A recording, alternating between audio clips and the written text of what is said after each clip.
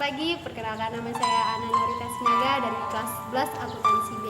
Di sini saya akan membawakan sedikit ceramah saya mengenai masa depan menantiku.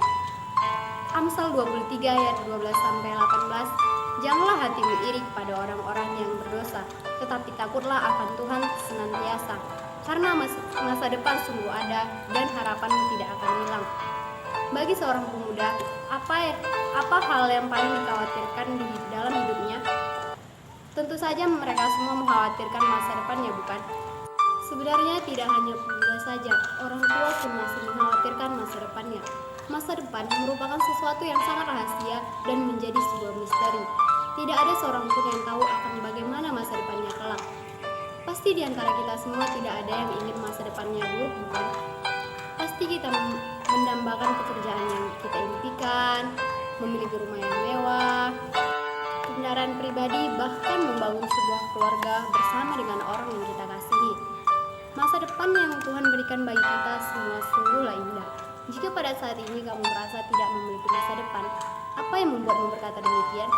Apakah karena kamu merasa tidak dapat melanjutkan pendidikan yang lebih tinggi seperti teman-temanmu? Apakah karena kamu merasa harus bekerja lebih keras dari orang lain yang ada di sekitarmu? Atau karena kamu merasa hidupmu tidak seberuntung orang yang ada di sebelahmu? Ingatlah, setiap orang memiliki kesusahannya sendiri-sendiri. Belum tentu apa yang kamu lihat saat ini sama seperti kenyataan hidup yang harus ia jalani. Terkadang, sebagai seorang manusia, kita hanya melihat segala sesuatu dari satu sudut pandang saja. Tuhan telah menyiapkan masa depan kita sebaik mungkin. Masa depan yang tentunya penuh dengan kasih Tuhan. Namun, untuk mewujudkan masa depan yang indah itu, kita tidak boleh berdiam diri saja. Kita juga perlu melakukan sebuah aksi dan tindakan untuk mewujudkannya. Misalnya dengan belajar atau bekerja dengan sepenuh hati.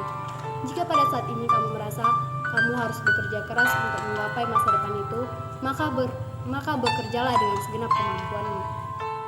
Sebab tidak ada sesuatu yang dapat terjadi dengan instan di dunia ini.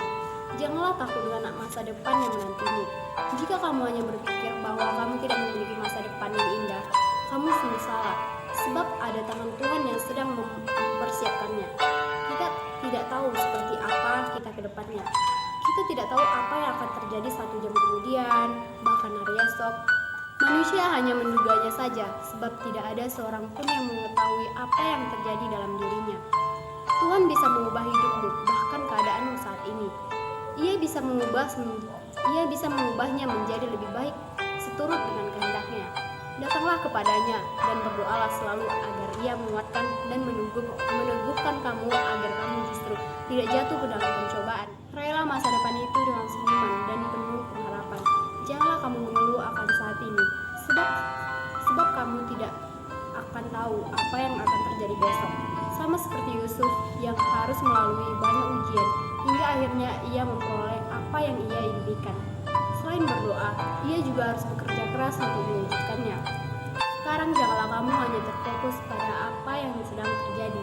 Janganlah pikiranmu hanya terpusat pada pemahamanmu jika kamu tidak memiliki masa depan, sebab hidupmu tidak sama dengan yang lain. Tuhan memiliki cara tersendiri untuk mewujudkan masa depanmu itu. Kamu harus melewati berbagai macam proses. Yakinlah bahwa masa depanmu itu sungguh ada dan sedang menantimu. Kerjakan apa yang sedang kamu kerjakan pada hari ini dengan sebaik mungkin. Demikian ceramah saya pada pagi hari ini.